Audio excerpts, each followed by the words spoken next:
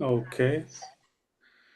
So now we are officially starting the course. This is a kickoff session. Hello, everybody, and welcome to the course Leadership and Soft Skills Development. La postazione di partenza. Let's see, we have to mute everyone. Del corso. Guys, please remember to mute yourselves. It's a big group, so we need to have some discipline. Let's start. Okay, so first let me introduce myself. My name is Hillel Eyal. I'm a lecturer at the School of Multidisciplinary Studies at HIT, Holon Institute of Technology, which is a technological college right at the center of Israel. And I will be leading the 10 online sessions that we have starting today. In a moment, I'm going to say a few words about the structure of the course, how it's going to work, what we're going to do here. So that will happen in a moment. A tiny bit about myself. I'm actually a historian. I teach courses on social and economic history, also history of technology and science, global history, anything that has to do with history. But I'm also the international coordinator, the international head of the School of Multidisciplinary Studies within our college. And in that role, I'll also be leading this course. Of course, together with Kostas, you should all get to know Kostas, who is here with us. He's actually the big leader of the course, which is part of the BIP. I will explain all those terms in a second. But Kostas, would you like to say a few words about yourself, to introduce yourself? No, before I will introduce myself, I will provide the floor to Nava, because with Nava and Hillel, we coordinate, a lot of things. So I will provide first the floor to Nava, and then I will speak. Thank you. Okay, yeah. Nava, where are you? I'm here. Yes, please. Good evening, everybody. I'm Nava Shaked. I'm the head of the School of Multidisciplinary Studies and part of the Impact Project and this whole wonderful project that we are doing together with several partners in Israel and in Europe. And now we have people here I see from New York and from, I think, also South America. So we are good. We are global. And we are in global times, and this is why leadership is such an important subject, and you have the best leader for that. And we did this course last year. It was very successful, and we're doing it again. We also learned from it. And one more thing that I will say, that we believe in multidisciplinary. We believe in multicultural. We believed in multi-opinions. And I hope that, and leadership is a topic that brings all this up. So I hope you will enjoy it. I hope you will celebrate it. You have the best mentors here. You're in good hands. So just, plunge in and enjoy every minute on it. Good luck, Hillel. Good luck, everybody. Thank you very much, Nava. Okay, Kostas. You go now. All right. Good afternoon to everyone. My name is Kostas. I'm from Hellenic Mediterranean University in Crete, in Greece. We are going to support your learning experience through this virtual exchange blended intensive program for those that you will travel to Crete. And we are going to do the on-site workshops, mainly in soft skills and leadership. So I will try to be with you in all the sessions together with Hillel and Nava and the other professors and academics that they will support you. The only thing that I will advise you, do the small steps, lecture by lecture, and at the end of the sessions, online and on site, you are going to realize how many things you have learned and you have digested. So I wish you, to all of us, to enjoy. A discipline and a commitment, is very fundamental in order to travel through all the way until the end. And this should be the target as a soft skills as well. This is one of the soft skills development, commitment, and persistence. Thank you. Okay, thank you very much, Kostas. Now allow me, guys, to move very fast. I'd like to share an introductory presentation. in which I'm going to talk about the very, very basic foundations of this course. This is not the entire information, but this is just to give you an idea about the course, how it is structured, what we're going to do here. There will be more room and time for questions later. So please bear with me if I go quite fast. So let me move to this mode. 1 second. Okay, so some general information. First of all, this is a truly global group. We have people from over 15 countries from what I've seen on the registration list. This is amazing. And not only that, from over 25 universities, which is also amazing, 4 different continents. So consider that as not just another international course, it's a special international course which has specifically great opportunity for communication between you and people from different countries, different cultures. Get to know each other. Try to, we hope to create some appetite for curiosity, to learn about other people, other habits, other countries, meaning we're going to try to get out of our usual boxes, which are usually within our nation, our language, etc. So take this also as an opportunity to open up your curiosity. I hope you do that. And of course, collaboration. There's going to be a lot of collaboration. We're going to do a lot of work in teams, and those are going to be emphatically international teams. So collaboration is a big thing of this course. It's part of the skills that we hope you acquire, and that's the next thing I'd like to talk about. What is this course about? In a nutshell, really in a nutshell. We're going to talk about leadership and we're going to talk about soft skills, but we're going to put them together. In what sense? Leadership, as we know today, is not just one thing. It's not just Churchill or Donald Trump or any other big manager and so on and so forth. Leadership is something which is made up of lots and lots of different tiny or big skills that you acquire, and in various realms. It can be a political leader, someone in business, someone in the community, and so on and so forth. So leadership is an expansive term with lots of meaning.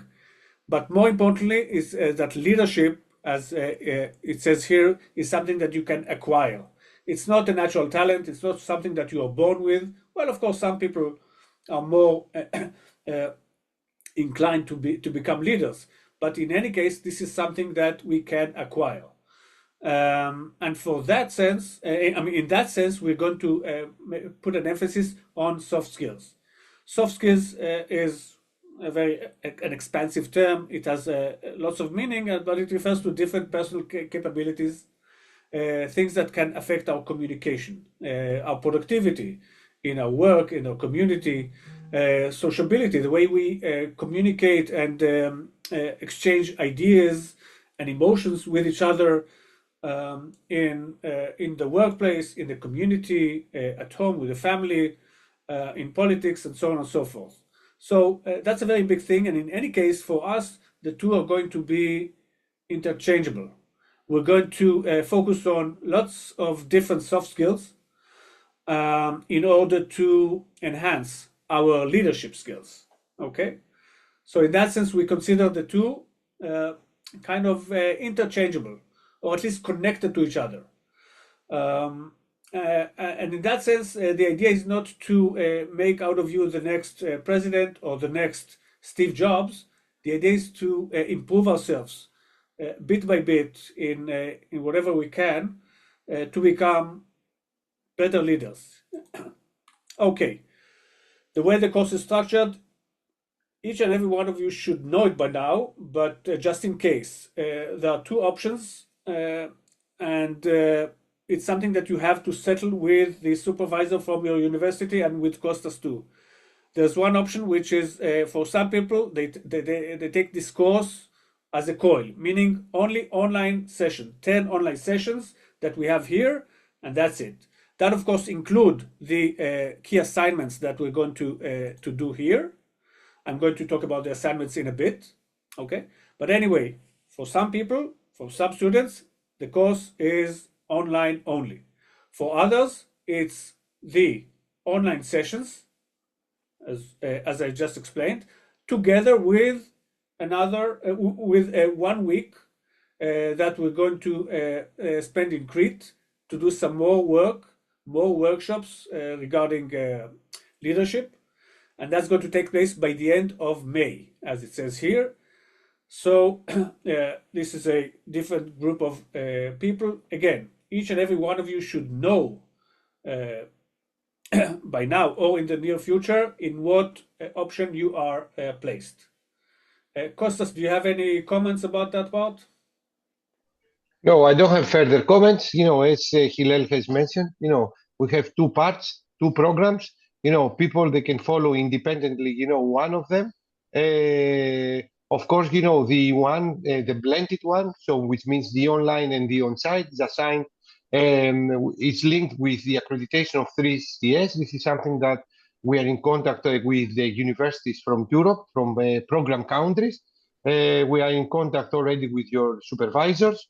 So some of you, we are going to be plenty, or we are going to be around 100, 110, together with Israeli students, hopefully, in Crete, in order also to follow the full course. However, anyone that will implement any part of the course will be receive, the certification, the attendance certification using our micro credentials. However, as Hillel has mentioned, you need to fulfill some commitments. This is a nice in learning. We need to go outside of our comfort zone. We need to demonstrate commitment and also follow, the assignments that are going to be placed by you for the online and the on-site part. But you will enjoy it. That's it from my side. Thank you, Hillel. Okay, thank you, Kostas.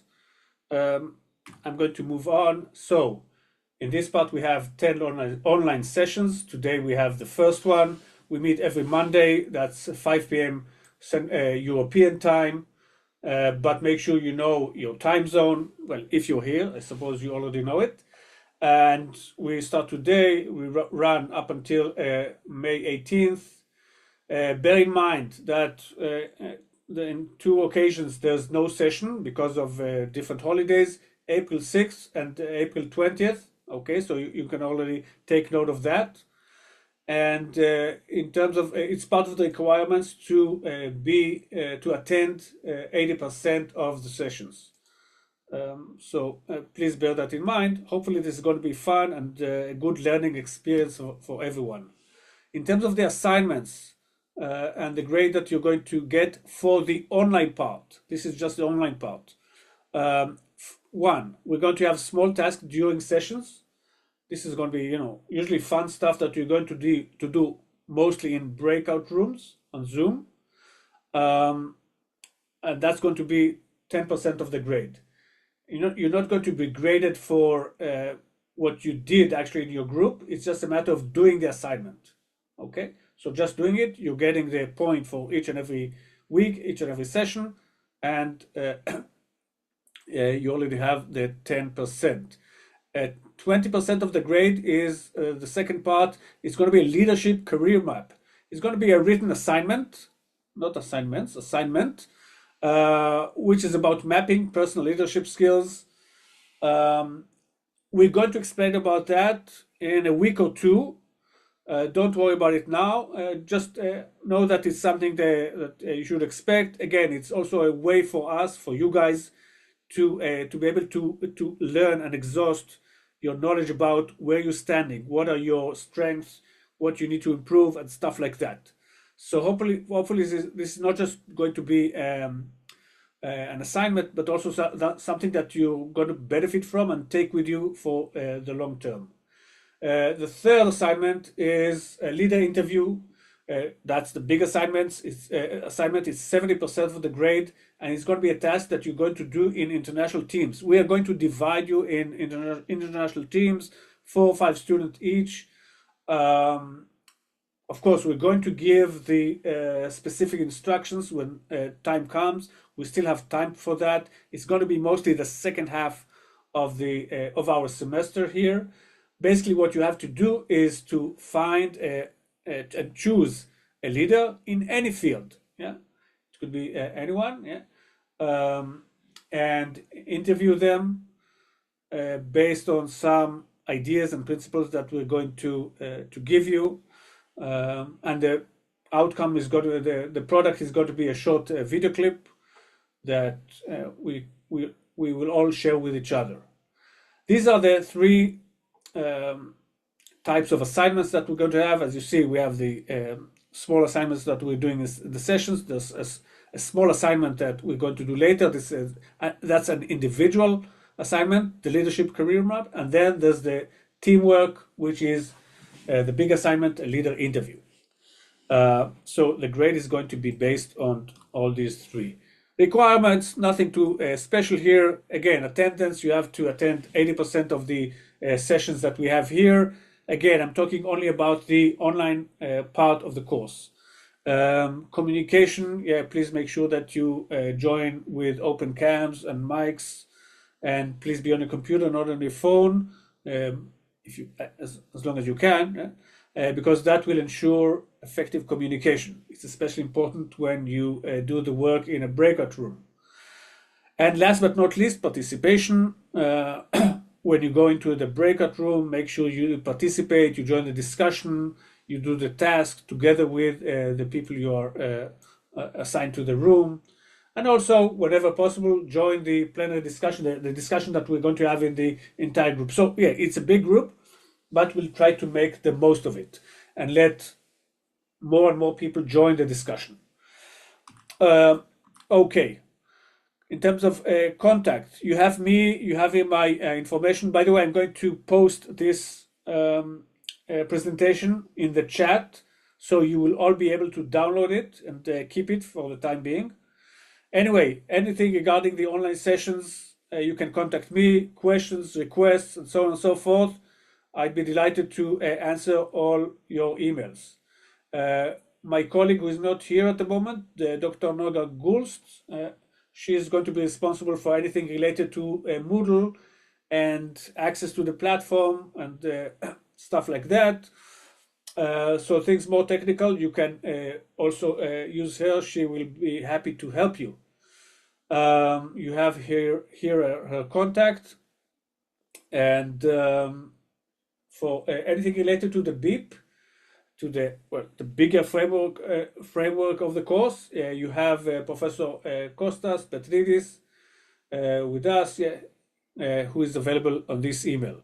And of course, for most things, you should be able to contact your local supervisor, your professor or your contact person at your university that enrolled you, that registered you in this course. But yeah, rest assured that any problem that you have that you would like to address to me, feel free to write to me, and I'll be happy to help. Okay, that's it for now. I'm going to exit the presentation. Let's see if there are some questions. We're going to go very quickly over some questions. We'll see how it goes, because then I would like to move on as fast as we can to the opening session, to the kickoff session, which is going to be led by Dr. Vili Abraham. But first, questions. Any questions that you think you might have at this point? I think, Hillel, we can go, we can move okay, there is a question. However, I can arrange, a different session beyond, the lectures for Yes. questions to be asked, because there are many. We'll do that too, yes. Anyway, But it was a question by Elon. Yeah. That's thank you for the information. You didn't, however, mention how the attendance is evaluated. Should we write our names or that? Yeah, make sure that you have your name in the chat. I'm sorry, in the Zoom, okay? Because this is how we're going to take attendance, okay? It's So automatic. no- It's automatic. It's automatic. It's automatic, but it has to be your name, okay? So Okay, thank you. not just a number or whatever. Yeah. And yes, first and last name. Okay, thanks for asking And that. maybe also the institution, Hillel, maybe also the institution. Yes, also the institution. First name, last name, and institution. If you can see how I put my name, yes, Hillel Eyal, HIT. Okay, yeah. Yes, any other questions at this point? There is a question from Rhonda, but let's move to very fast. I was just gonna say, Okay. I noticed the names, they don't have the last names on the institutions, but you just said that, so, it's really important to make sure that you have the right name so that your instructors will know that you were at the session. Okay. Very good. And also, let me also tell you that those that you are going to attend, after each session, Hillel will share with me the attendance list. These are the people that they are going to receive very fast the username and the password for the Moodle platform. After 3 weeks, we are going to check again the registration and the people that they have they attend the first 3 lectures in order to filter out people that they are not active. All right. So this is how we are going to move on.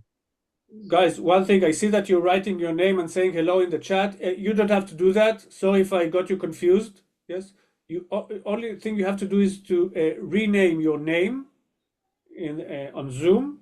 Okay, so it has your first name, last name, and your institution.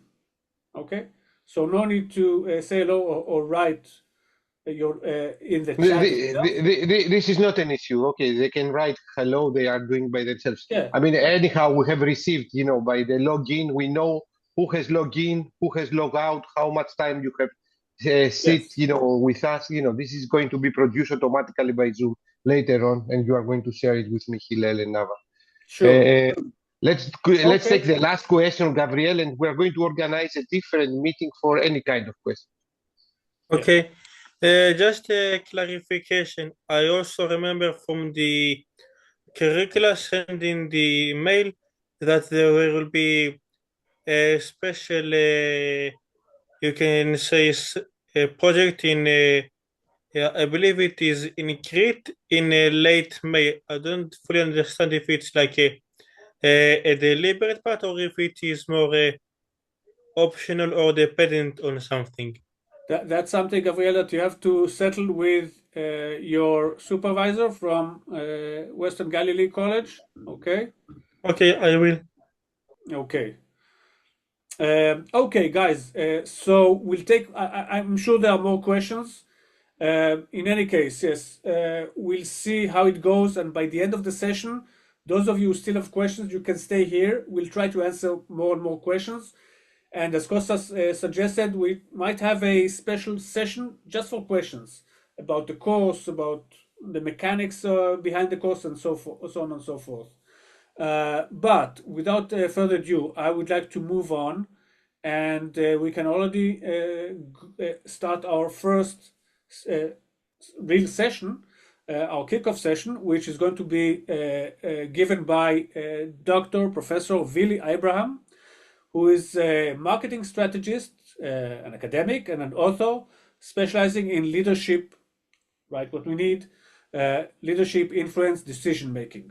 Dr. Abraham is the chair of the Technological Marketing Department at Sapir College, which is in the south of Israel, and he teaches marketing and strategy at the university level. His doctorate focused on consumer behavior and international marketing. Willy collaborates closely with Jay Abraham, one of the world's leading authorities on business growth, and has co-authored 3 books with him, 2 of which were translated into Japanese. His work bridges academic research and real-world practice, which is actually what we really need in this course, and a strong emphasis on communication, credibility, and practical leadership skills applicable across cultures and disciplines. So again, he really has crucial assets that are going to be very useful to us in this course. So, without further ado, Willy, I will pass the floor to you. Thank you. Thank you very much, Hillel, for the presentation. I'm really excited to be here. People from all over the world. It's really, really an exciting opportunity. I will share my deck that I've prepared in just a second, but I just want to set the scene for what I'm going to do. We all know that knowledge is power, but I believe that being able to apply knowledge is even more power. And this is something that I've learned from Tony Robbins. So just a little bit about my background so that you know where I'm coming from. So I've had the privilege to lead different groups, both in business and academia, from different aspects. So for example, at Sapir College, it's the 5th year that I'm the department chair, and now I've gotten another term, 4 more years. I'm also the chair of the ethics committee in our college, and we have the heads of department forum. I also have several international teams that we do research in different aspects of consumer behavior, groups in Germany and the United States. And I also have a few communities that I lead with several hundred entrepreneurs, business founders from across the world, and I meet them once a month, once every 3 weeks, and we discuss all sorts of practical stuff. Now, I'd like you to think about something, okay? And I'd like to challenge perhaps the way you've thought until today. And I'd like to ask you a question. You don't have to answer it right now. You can leave this to the end. My question is this: can you fix somebody's car? In other words, can you be a mechanic if you cannot fix your own car? Can you fix somebody's shoes if you cannot fix your own shoes? And what I'm trying to say is that if you want to be a leader, whether it's in a business organization, academia, wherever it is you strive and are motivated to be a leader, you first have to be a leader of your life. And what I'd like to do today is give you tips for you to start thinking about how you become a better leader of your own life. And once you understand how to lead your life, and in all of our lives, we have people that we lead.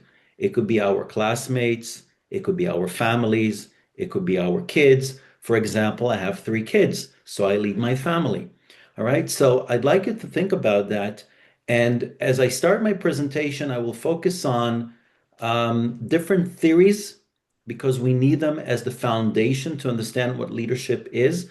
But I will mix in a lot of practical examples from my personal experience. One of the things that Hillel said, and rightly so, when we talk about leadership, we need to mix in soft skills. And one of the things that I see that prevents people from realizing their full potential is because they're missing one very essential soft skill, which anybody needs, regardless of whether you want to be a leader or not. Just anybody who wants to be successful in their personal life or professional life. And that soft skill is emotional intelligence. I have so many employees, I have so many partners, I have so many students, I have so many people that I know that I tell them, look, you have to work on your emotional intelligence, because right at this point, when there was some friction with the student, with other lecturers, in business contexts, the only thing that could have made things different is the emotional intelligence part. And the other thing that I'd like to impart in you today, besides the combination between soft skills and leadership skills, is a mindset. One of the things that I have developed together with Jay Abraham, and we wrote a book, it's our 4th book that will be out very soon, is called The Strategy of Preeminence. When we talk about preeminence, it's being your customers, your students, your family members' most trusted advisor. It means to be the only logical choice to anybody you come in interaction with. So if you're a leader, you have to be somebody, I believe, if you adopt this mindset, somebody who is preeminent, somebody who everybody comes to you because they trust you. So if you look at some institutions, especially in academia, there tends to be a lot of competition between professors, and I think that my colleagues will attest to that. However, in my department, for example, I do something else. I tell my faculty that, look, we're not in competition, although I might not say this explicitly, but I do imply it. I say, look, we're not competing. We're all different. We're all unique. We all have our unique fields of expertise. And I help all of my faculty advance through the ranks. So I have some senior lecturers who I need to help them. I don't need to, but I believe I should. And that's why I do. I help them move to senior lecturers. I help them with their research. I have lecturers who are senior lecturers and they need to move to the position of associate professors. So I think being preeminent is one of the key factors in good leadership. All right, I will share my screen. Okay. And by the way, Hillel, you can make this available to everybody. I have no problem whatsoever. Okay. So the topic of my presentation is impact, styles of leadership, and influence on consumer behavior. The reason I took consumer behavior is because that's my area of expertise. But you can omit consumer behavior and replace it with anything else that comes to mind. We can replace consumer behavior with shareholders. Okay, so if you are a leader, how does that influence your classmates? How does it influence your faculty? How does it influence your business associates? Okay, so you can replace consumer behavior with whatever is more appropriate to your particular context. Okay, so my first question is, what is leadership? So let's take a look at the textbook definition that I believe in, and there are different definitions. Really? Yeah. I'm sorry. Can you place it in a full mode screen? Because this is like with your notes next to it. I mean, you can go down there above, the magnifiers, and you can place full screen presentation. 1 second. Where's this? Above. A little bit. No. Go to the magnifiers. There. Yeah. Above the there. Yeah. Okay, and then full screen mode. The last one. The full screen mode. All right. Okay. Sorry. Okay. Here it is. Oh, now you can't see it. By the way, I didn't know I had notes. Okay. All right. Is this okay now? Perfect. Okay. So leadership is the ability to influence, guide, and inspire others towards a shared goal. On the next slide, you will see that I compare between leadership or being a leader and being a manager. I believe that being a leader is the right thing. Being a manager is somebody who was more focused on execution, and somebody who's less focused on really being a leader, somebody who formulates a vision, executes, develops, etc. So let's focus on this slide. So if you're a leader, you have a vision and direction, you know where your organization is going, you know where you are going in your life, okay? I'm much older than most of you. I'm talking about the students, okay? But I was your age, and it seemed not very long ago. Okay, you need to have a vision about your future. Where do you want to be in 5 years? Where do you want to be in 10 years? Financially, socially, academically, career-wise, all right? So you need a sense of direction, all right? Being a leader is also influencing your employees, influencing your team, motivating them, okay, by setting an example. And it's all about making decisions all the time. Me as a leader, as a head of department, in my different roles, it's always about making decisions, and many times in a lot of uncertainty. Okay, like for example, now in Israel we have uncertain times, and we got to make decisions every day. All right, and it's all about solving problems.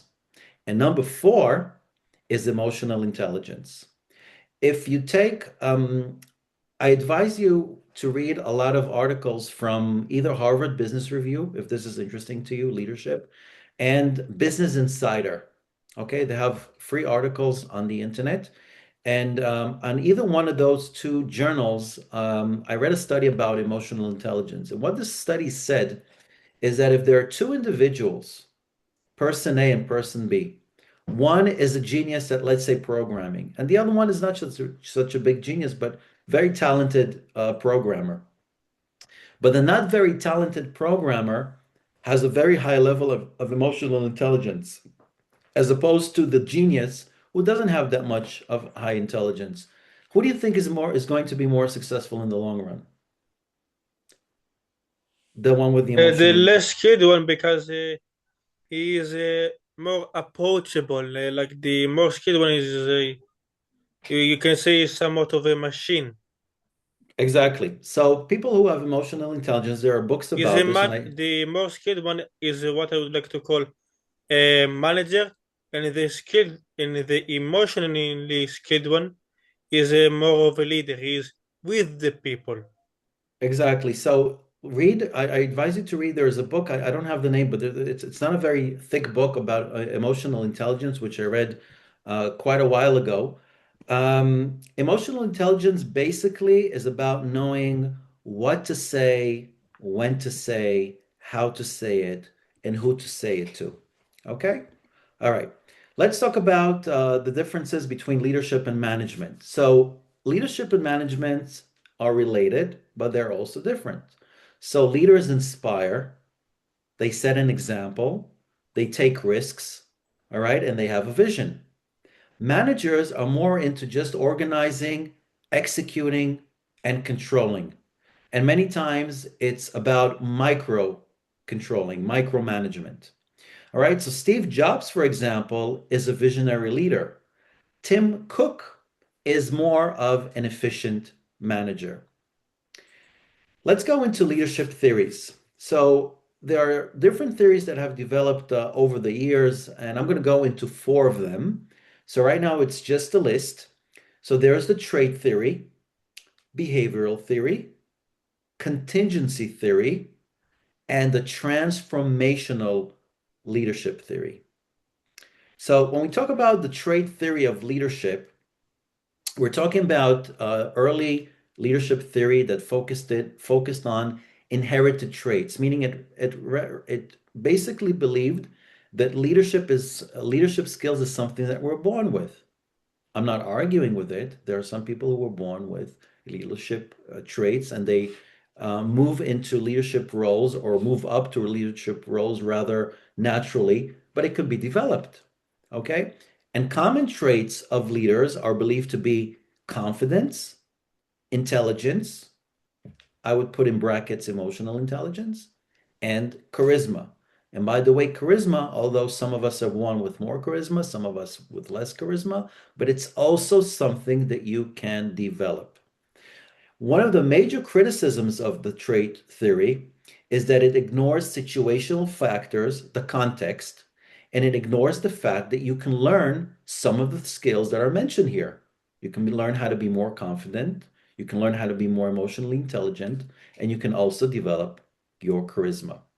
Let's take a look at one big example that is mentioned in a lot of textbooks is that of Winston Churchill.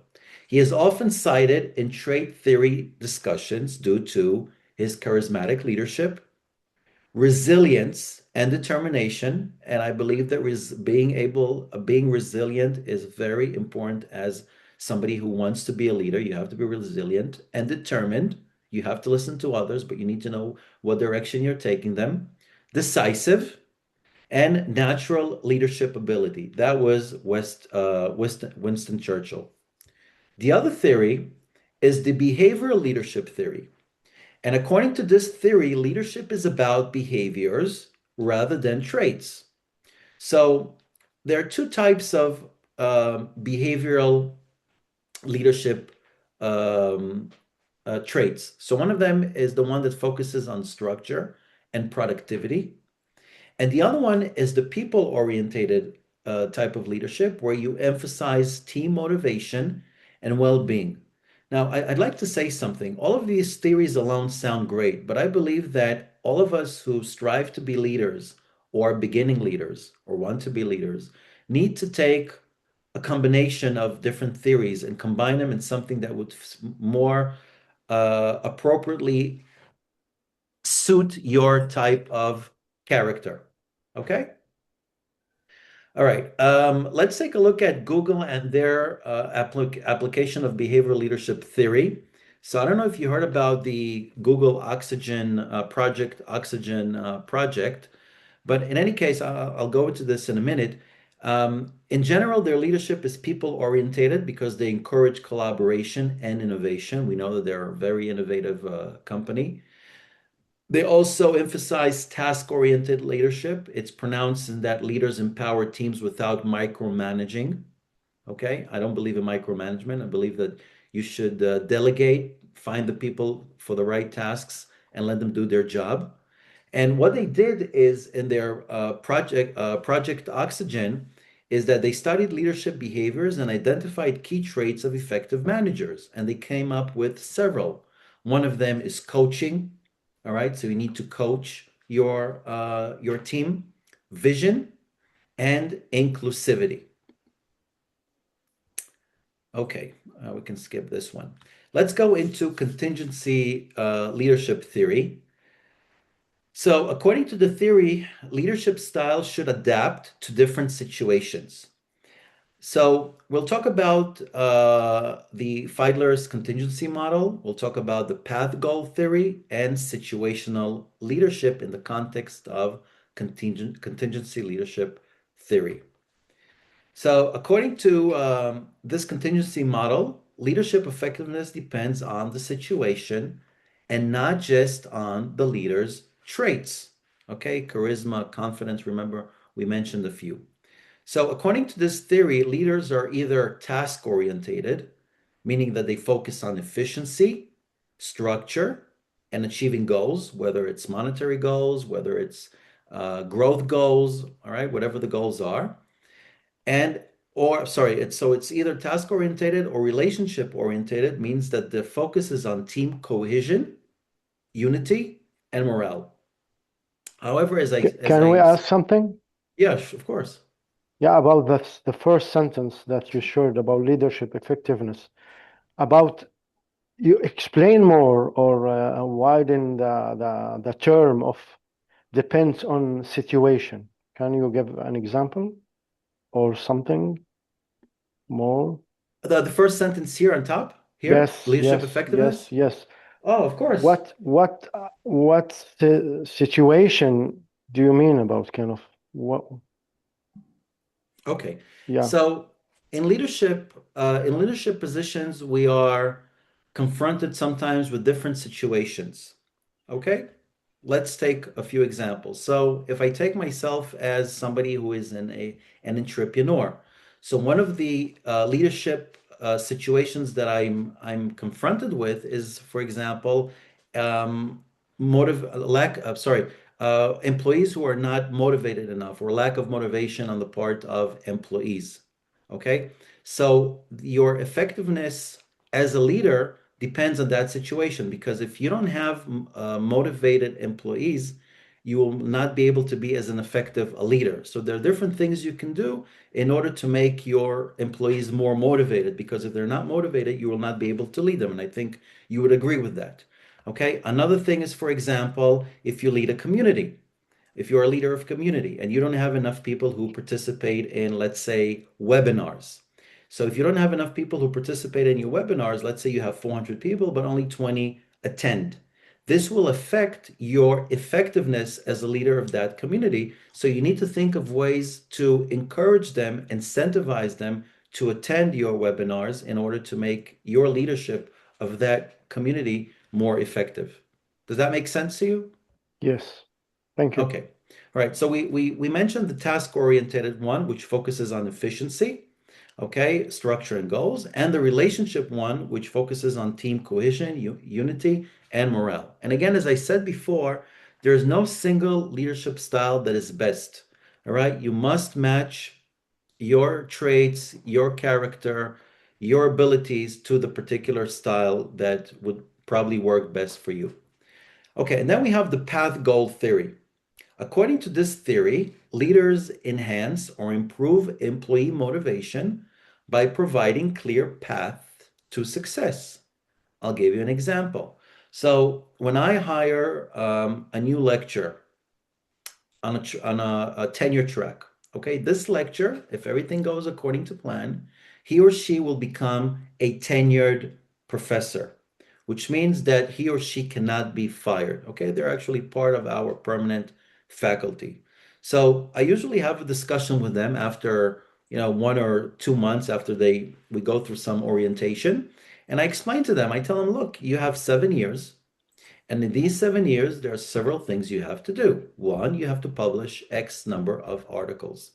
If you have any challenges with writing, with analyzing data, I can help you, or I can tell you who else can help you.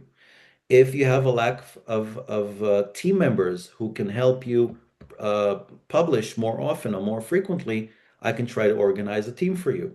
Okay, you need to contribute to the college. And then I say, this is how you can do it. You can be a committee member, you can be a representative of the first-year students, second-year students. You need to contribute to the college. Okay, so you need to pave their path to success and help them to succeed. Okay, if you believe in their value to the organization. And the second thing is that, according to the theory, leaders adapt based on team needs and workplace dynamics. Okay, so let's say I have a relatively weak team. They need a lot of training, so I train them. Or let's say that I have a team that is very good technically, but they're very weak, let's say, in some soft skill, like teamwork or emotional intelligence. So I make sure that there are workshops in order to help them with whatever is missing. Okay? Okay, so when you talk about the path goal theory, it talks about basically 4 kinds of leadership styles. The first one is called directive. So it's when you provide clear instructions. Okay? Then there are the supportive one, which focuses on the well-being of your employees. There's the participative one, which involves employees in decision-making. And there's the achievement-orientated, where you set high expectations. Now, each one of the styles is suitable to different types of teams. Okay? So if you have a new employee, you have to be more directive. You provide clear instructions. If you have somebody who is working for you for a couple of years and is rather experienced, you just provide support. Okay? If they are very experienced, then you can also let them participate in decision making, and this is the participative style. Okay? And achievement oriented is when you set high expectations, and you usually do this with very ambitious employees. I have other question, if you mind. Yeah, about you choose the term employee than leading other people. Yeah, I think with my experience is we are not leading employees. We can manage employees, but we can lead leaders to help the employee to reach certain level of responsibility or effectiveness or whatever. What do you think? Willie, can you allow me to answer? Yeah. Okay, Samer, we actually do lead employees, or we lead even sometimes our friends. It doesn't mean that we lead them all the time, but we can lead them for specific events, for a specific target. We lead by example, we lead by empathy, we help them to achieve some of the things, but we also lead them. So for simple things, we can have leaders for a short time, we can have leaders for a long time. It depends on the situation, but there are cases where we actually lead. The employees. Yes. Yeah. Yes, because leaders are also decision makers. And when they make a decision, it's a leading decision. It can lead you to a good place, a wrong place, whatever. They take their responsibility. They're supposed to take responsibility. Yeah. So leaders make decisions and they take responsibility for their employees. Therefore, they are leading them. Yeah, my concern was because employees need the money, and we can like quickly lead them to or force them to do something because they employee under us and they're doing their jobs. And that was my concern about leading employees, not leaders or people. I will say one more sentence and then I give it to Willie. Listen, you can only, the way you described it about the money, you can only do that for a short time. People go a long way if they believe in you, and a very short and you know, and this is not Pavlov. Okay. Yes, they will go a short way if you mess with this thing, but they will go a long way if they believe in their leaders. So and they will do incredible things if they, good or bad maybe, if they believe in their leaders. That's my 5 cents. Thank you. Yeah, thank you. Yeah. Yeah, so Samar, I just want to add to what Nava said is yeah. when you are a leader, first of all, it doesn't mean that you are their leader 24/7, right? But you are their leader when they come to work, whenever they seek your advice. And being a leader does not mean taking advantage of them, and it does not mean to manipulate them. You are leading them in the direction of where you're taking the company. If you are a responsible leader, an ethical leader, you take it in the right place. You don't take advantage of your employees. You also contribute to society, to your community. And when you are somebody's leader, you are taking them in the path of development. Okay? Every employee that wants to, they're the breadwinners.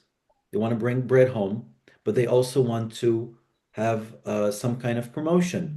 They want their salary increased. And Yeah. you, as the leader, can take them by the hand and lead them to a better place in their lives. Okay? So when Yeah, you're a thank you. leader, it does not mean taking advantage of them. So it's not the context I meant. Okay? So if it sounded like that, my Yeah, apologies. thank you. Okay, one second. All right. And then there's the situation leadership. So according to this theory, effective leaders adapt their style based on the team's development level. So there are different leadership styles. So for example, there's the telling one or directive. So this is high guidance, low support, which is more suitable for beginners.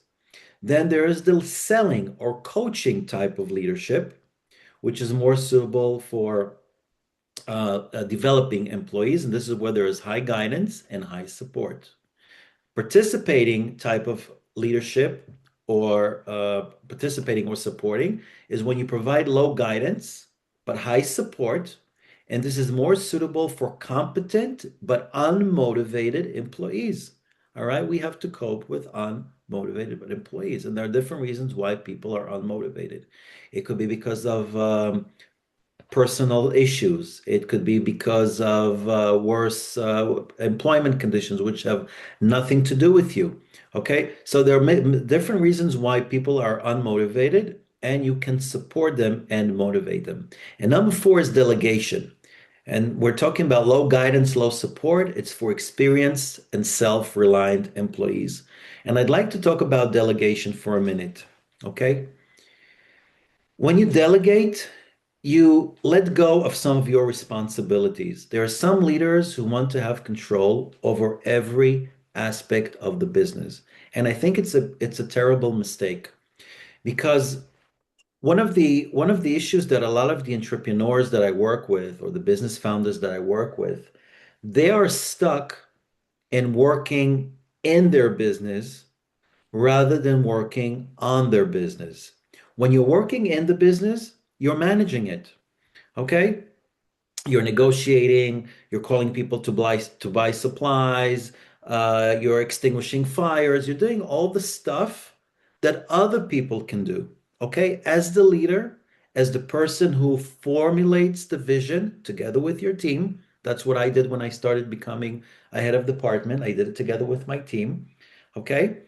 You need to work on the business, and working on the business means leading it, forming collaborations with other businesses or institutions, bringing in people who will conduct workshops in order to develop your employees.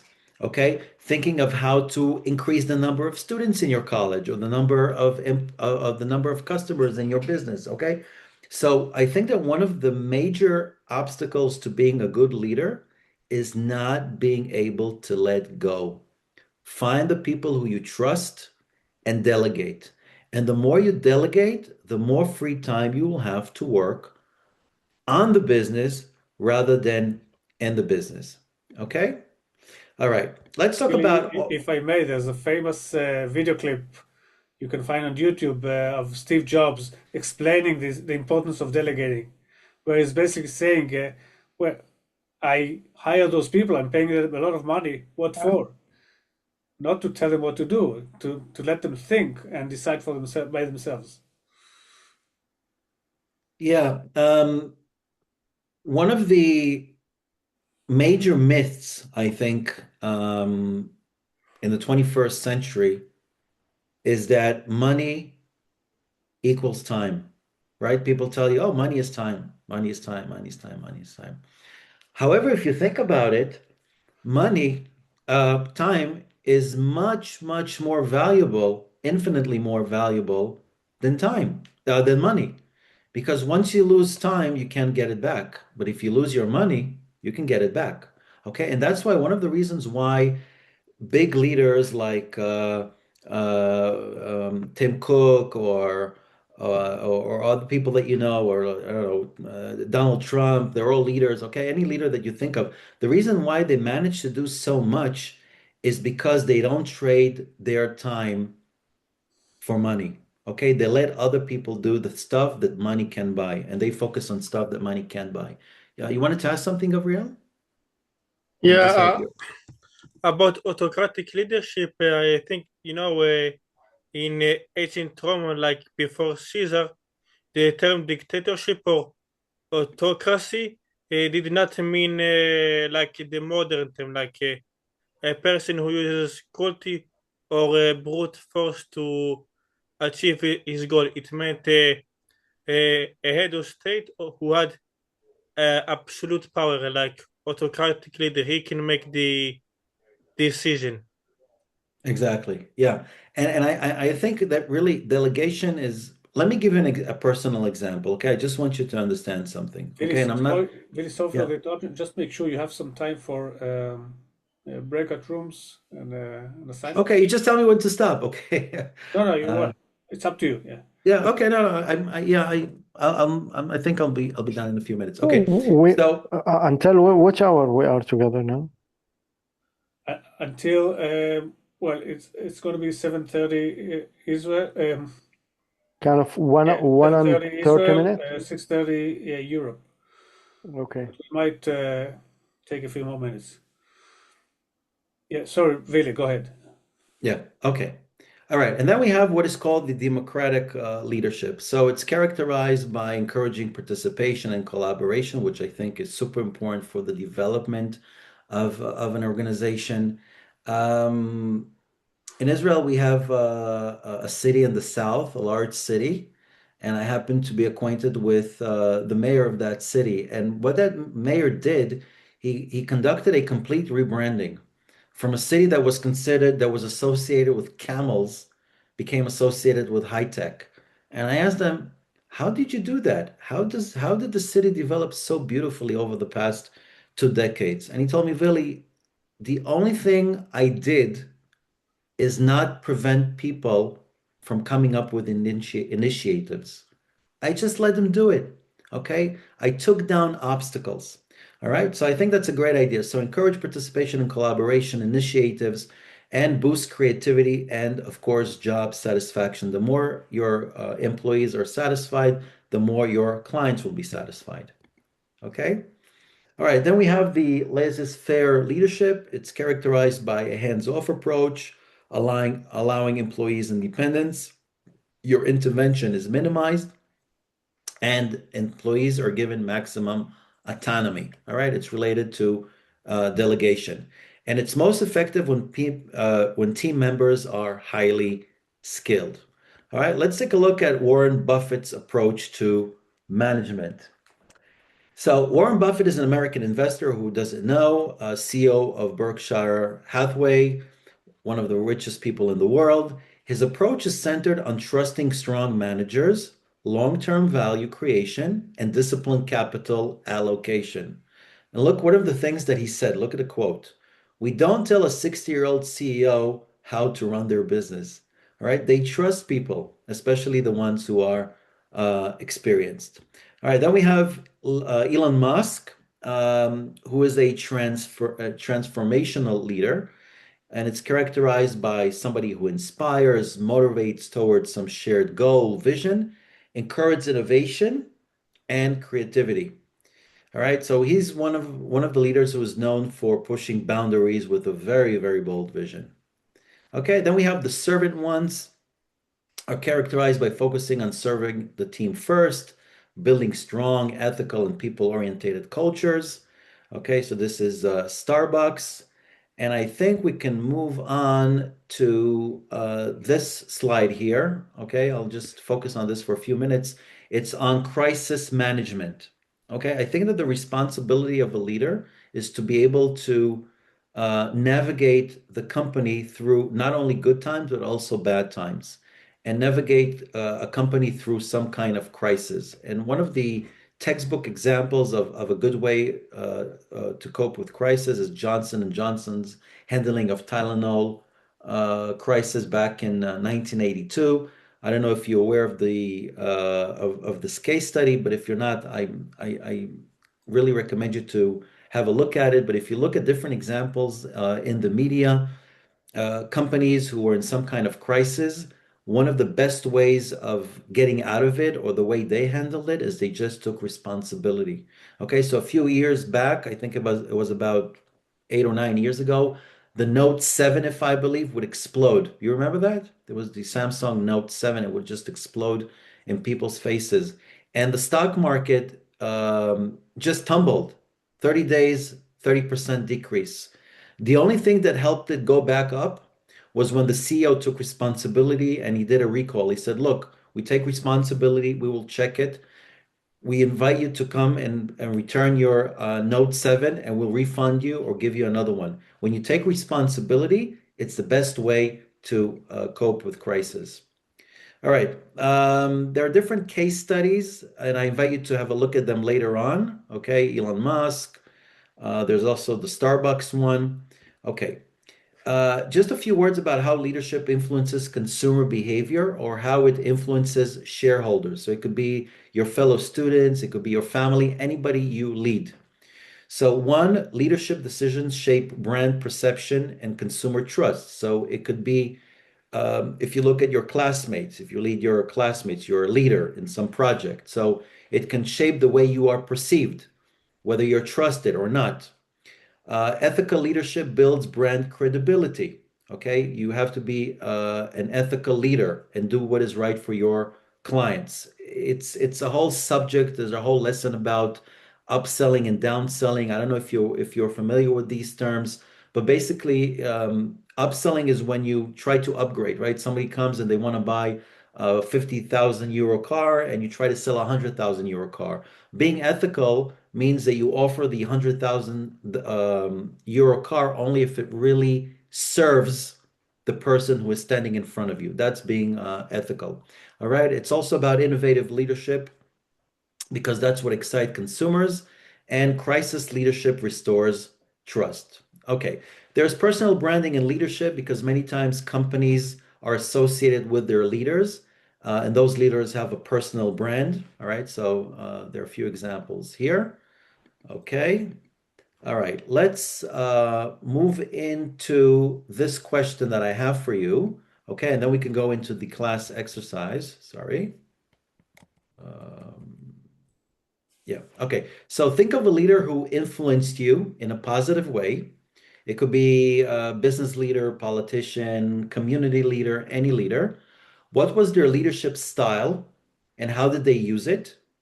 And how did their leadership impact their decision making? Something for you to think about. Okay, and if you could come up with an example, I'd be happy. So, Vili, this is a question for now or for the breakout room? Yeah, no, breakout rooms we'll have in a minute. Just Okay. interim Yeah. activity. What leadership style did they use? I think for me, it's Steve Jobs. Okay. And what leadership style they, as you shared early, that Steve Jobs is a visionary leader. He has a vision. Mhm. And it was so clear that he delegate most of his things to do, kind of as a practical way in doing things to the other leaders or managers, and he focused how to have the Macintosh or Apple products as the best product ever, and he succeeded in that. Absolutely. And people, although he passed away many, many years ago, people still associate him with Apple and believe that when he was alive, from year to year, the Apple products improved substantially, as opposed to today, where it's very incremental. Teresa, you wanted to ask something? Thank you, Summer. Thank you. Teresa, you have your hand up. Did you want to ask something or? Yes. Hi, I'm Teresa. I'm Italian and I have been living in Denmark for 20 years. I would like to answer adding something that I think the leadership is situated when we talk about the situation. But you confirm it's very important also to talk about the culture.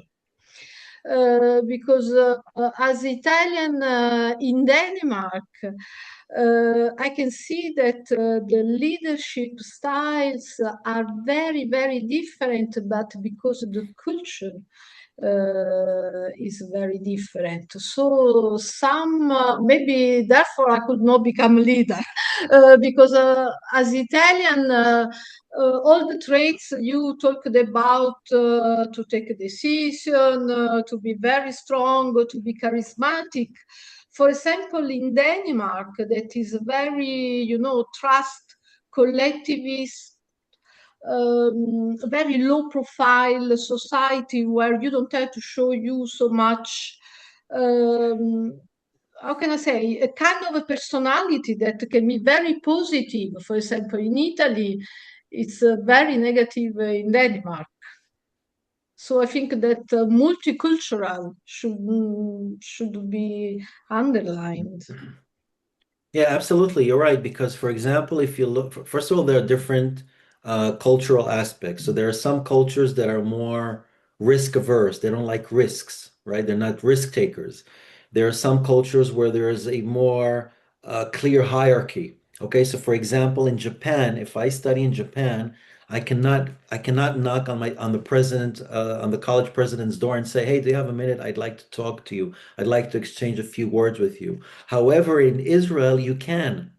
Okay, so these are different cultural aspects that you have to take into consideration. So it's power distance, it's collectivism, like you mentioned, as opposed to individualism. It's whether somebody takes risks or doesn't take risks. So absolutely, there's also the element of competition. Some cultures are more competitive than other cultures. Okay, so for example, in Israel and the United States, we tend to be more competitive. However, there are some places in the world where it would sound condescending or not acceptable to say that you're number one. Okay? So In Denmark, it's exactly the same. exactly. But I think that here it comes also something very interesting, because it's a very, how can I say, thin balance between to be a good leader in a culture that is not your culture, but to save your personality, your way of being that comes also from your cultural background. So it's not easy. I mean, the emotional intelligence is very important, especially in the cross-cultural environment. Absolutely. One of the challenges that I find myself facing a lot, working both with Asia and the United States, is cultural aspects related to speed of execution, speed of doing things. So, and many times, in Israel, for example, where we do things very quickly, we decide things very quickly. In Asia and some parts of the United States, people are more laid back, and also in Europe.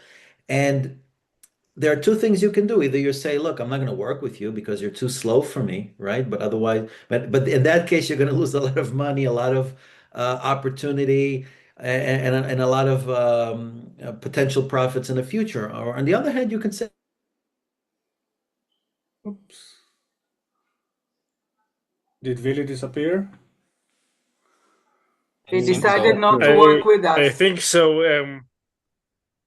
I guess He he got decided. disconnected, yes.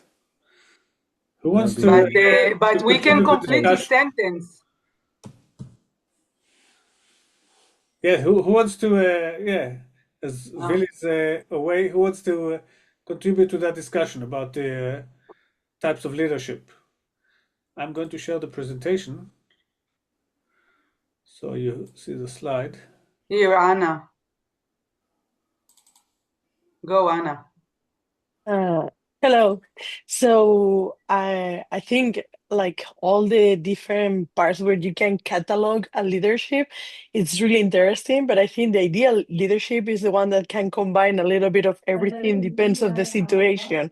No, like you always don't have the same kind of team, or you don't have always the same situation or the same type of resources. So being able to adapt to that and be a little bit more plastic, I will say, like it will be the ideal situation for leadership, I will say. Hi, I'm sorry, I'm back. I just had an electricity problem. Okay. Sorry. Welcome All right. back. Yeah, so let's continue. So I'll just to Teresa, what I was just saying is that sometimes you have to be elastic and you have to adapt yourself to the particular culture for different reasons. Okay, so let's do the interactive exercise. So Eyal, we need breakout rooms with about 10 people. Yes, I think that 10 more people. would be Okay. no more than 10 people. What for? Okay. What to do? Okay, so here it is. I think I'm sharing my screen with you, right? Yes, I'm sharing my screen with you. So you choose a company and analyze its leader. What leadership style do they use? And how does it impact the company culture and consumer behavior? Okay, please put this in the chat because we will gonna not see it when we break Okay. out. Yes, guys, Okay. I will put the entire presentation in the chat so you can download it. Okay. And this is one of the last slides, right? This is slide number 30.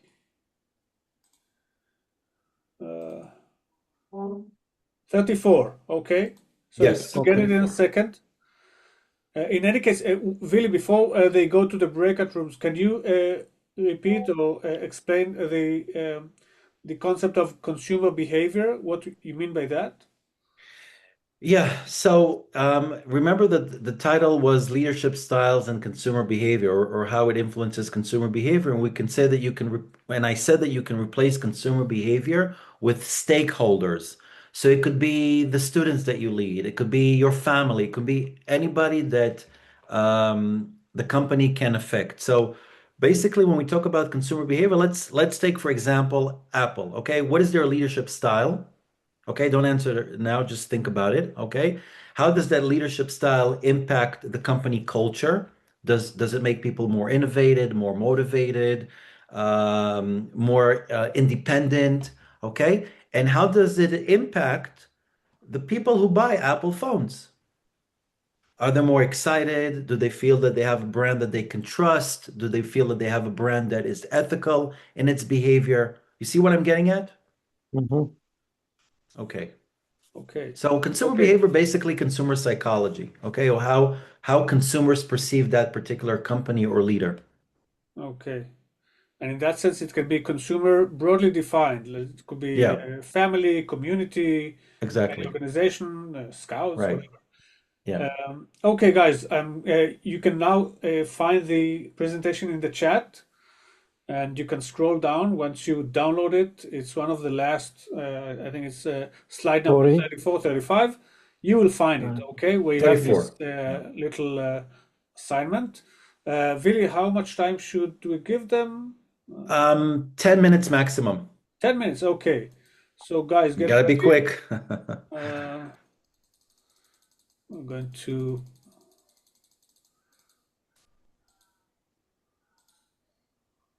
Okay. So we're going to have 28 rooms, and I've just created them. They should be open. So guys, please go ahead and join the rooms. We will see you in 10 minutes. Okay.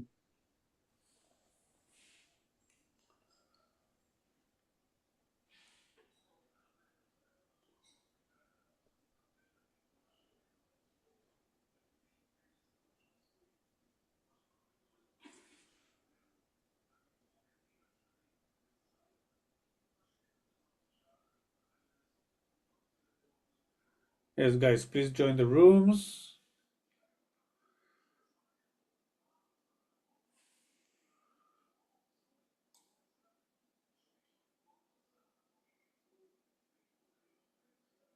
Professors can stay here. Hi, Tatiana. Hi, Irina.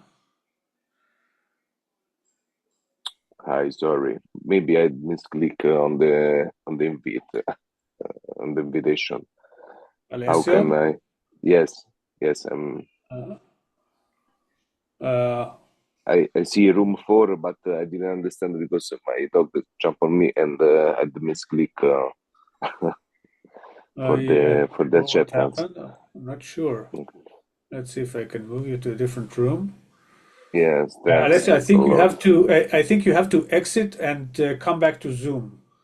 Okay. Because I don't think I can do anything at this point. Okay, thanks a lot. Okay.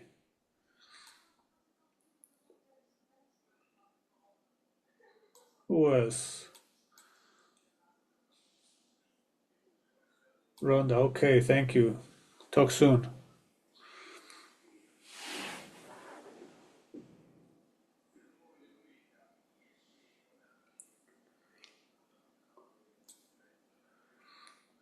Okay.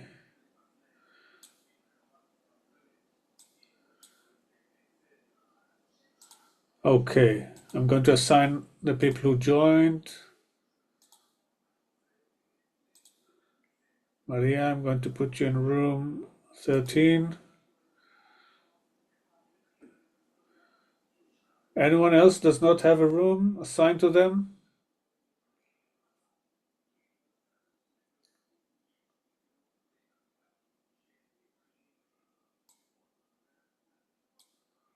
Theodore, I'm going to assign you to room number 6. Okay, thanks. Sure.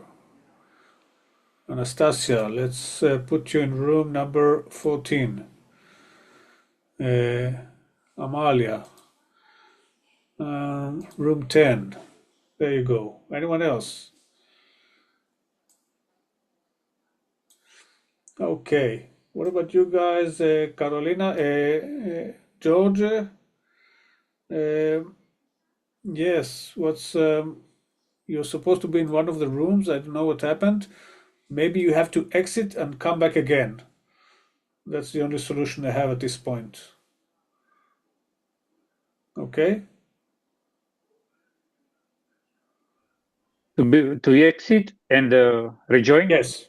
And come back to I've seen the 12th room as number in the. So you have to click it, no, on your computer. Yeah. The room. You have been assigned to room 12. Okay, join.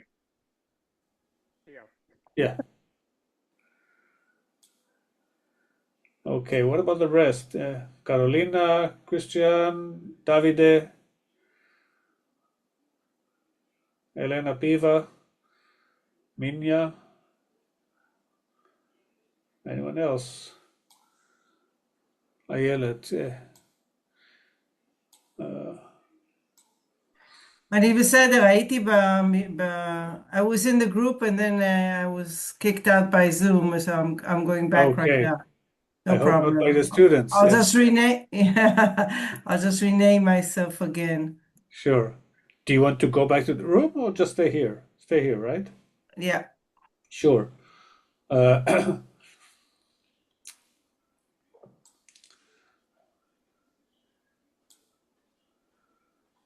Okay.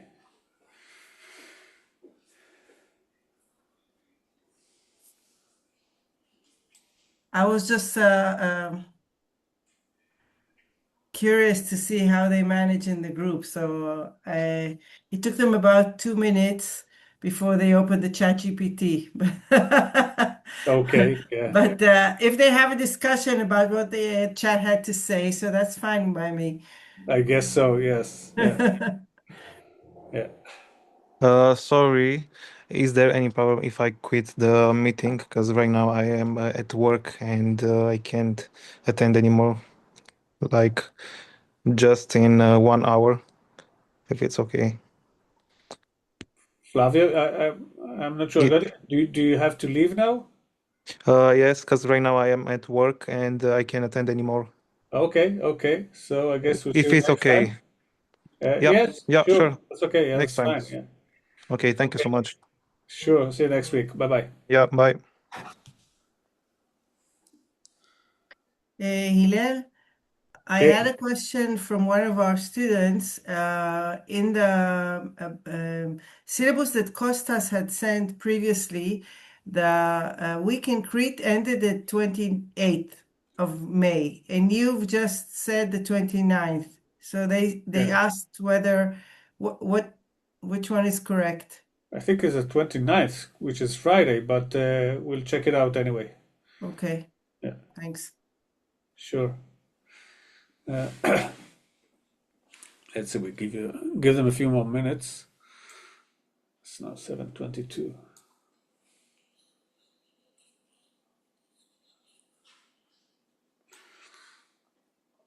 Irina, hello. I got your email. I will respond to you later. Tatiana, you too. Hello. Hi, Yeah, hi. I am glad to be here. Likewise. Good to see you here. Yeah, and I hope you are safe. Yes, Taking yes, the for the moment. situation into the Yes, actually, account. Yeah. right now, if you see, this is a special window because I'm sitting in a special room. It's in Hebrew, it's called mamad. It's an acronym. It's like a shelter room. Yeah, I see. It has special walls and everything is fully protected. So every once in a while, we're lucky that during this class today we haven't had anything. Not yet, Hillel. You should know better. Don't say that now. I know, yeah.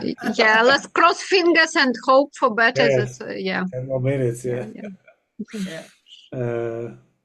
Yes, but anyway, yeah, once in a while we go in and out of the shelter room. Yeah, other people don't have a shelter room. Ayelet, you told me you live in the center, somewhere in the center, right? Yeah. Yeah. Yeah. I need half an hour from Tel Aviv, yeah. Okay. Today was quite quiet. We only had around 4 or 5 times. So okay, yeah. Guys, I see you back. Fatima, Carolina, and Johan, right? Were you guys, were you in one of the rooms? Yes, we were in room number 2 with Fatima and Johan. Okay. Very well. We'll give the rest 2 more minutes. I checked the week in Hanya. It is from 25th to 29. Okay. Maybe the program will be just on until 28 and 29 will be like a culture or some special event or whatever. Details are not known, but in general, it's the whole week. Okay, thank you. At least how it is written on the link for the BIPs. Thank you, Tatiana.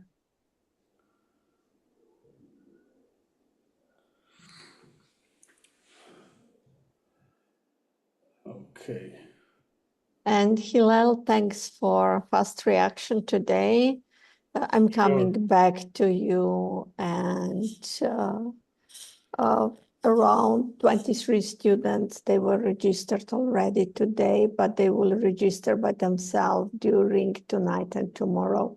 Okay, So on Wednesday, we will have the final list, but the registration deadline was like next Monday. And because we started, we couldn't do it faster. Okay.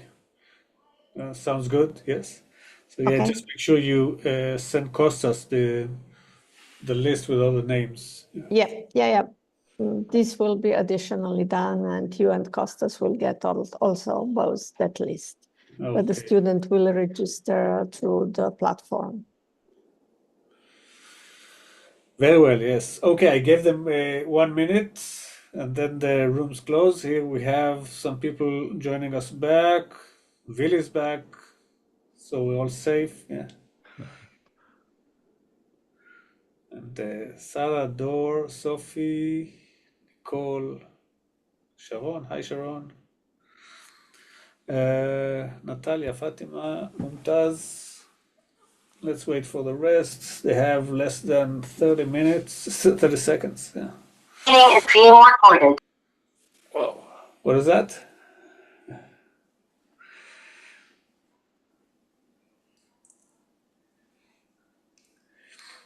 Okay, 10 seconds to go and everybody will show up.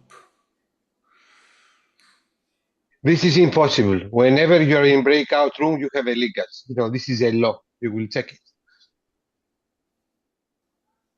I don't finish the conversation. Okay. It was an interesting insight anyway. It would be interesting to understand what stands on the way of sharing. Indeed. Okay. Okay. So we started with 204. Everyone is here? Yeah. No, you have a leakage. This is a law in Zoom. The more Zoom breakout rooms you are going to do, you have a leakage. We need, this is a nice research to do. Why the people are leaving, after a breakout room. Well, it's for the tough people. They manage to go through and this is the life. Yes, correct. it's a good way to know, who's better, who's worse, who's persistent, who perseveres. Okay. All right, because we need to go. We have 2 more minutes. We need to be consistent in time as well. Yeah, Vili, please, do you want to wrap things up and say something? Yes. Okay. So I hope you found value in this very, very brief delivery about leadership. It's obviously something that you can talk about for a whole semester, and that's what you're going to do. I started with the question do you think that you can fix somebody's car if you don't know how to fix your own car, or if you can fix your shoes if you cannot fix other people's shoes? And the point I was trying to make is that if we want to be good leaders of other people, we first need to be able to lead ourselves, to be good leaders of our lives.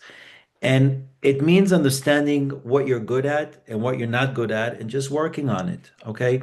So first of all, you need to be able to manage your time. A leader is a good manager of time. You have to set your goals and stick to them. Okay.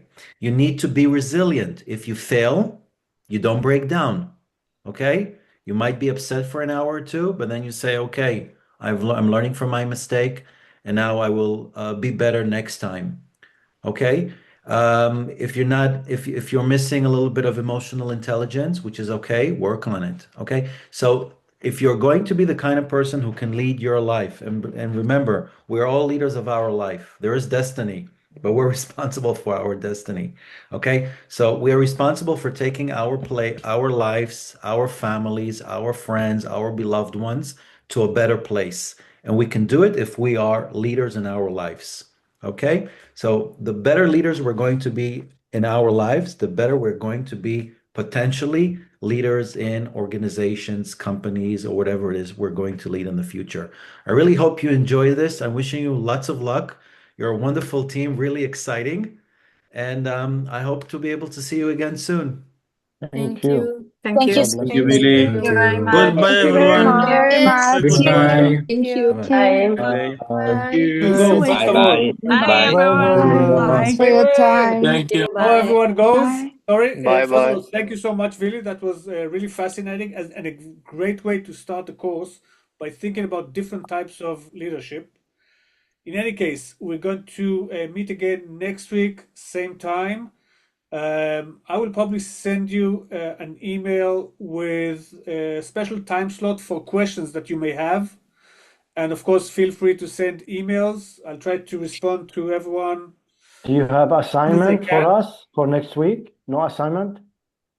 No assignments between Not classes. yet. Both cases, you're free to Okay. go. Right. And that's it. Yes. Kostas, Okay. anything to say before we leave? Most of No. the people left already. Okay. Go ahead. Let's meet next week. I will keep, some keywords, because keywords are very important. At least, this is what I have done. Leadership, delegation, adaptability, resilience, time management, emotional intelligence. And this is something that shows how soft skills, they are interlinked. You have one, you have many. Mhm. And also, it's not like Messi to be a talent in football, but all of us, it needs there and needs, a good stomach, to go through the difficult moments and develop, these things. Only through challenges, not wording, actions. Okay. Amen to that. Excellent. Yeah. Thank you. Agnieszka would like to say something very fast, Agnieszka. Yes, very fast. So, hello everyone. Next Monday we will meet together and we'll have the collaboration. What I would like to announce and underline, kindly please be ready with the active participation with your cameras and with your mics, because today we had the founds, which is excellent. Next week we'll move more for activities, so we'll have more breakout rooms, and we'll truly need your active participation with microphones and with cameras. So please be prepared. Okay, Thank you. Thank you. Thank you. Okay, Thank you. Yes, Thank thank you. you. Thank you. Will do. Bye. Bye. Bye. Bye. Everyone, bye-bye. Bye. Bye, everyone. The breakout rooms were really fun. I'm waiting to see that. Indeed. Indeed.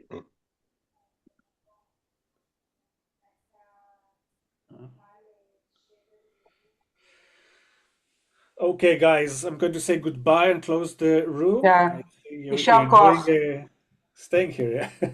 Bye. Bye-bye. Bye, Nava. Bye. Bye, everybody.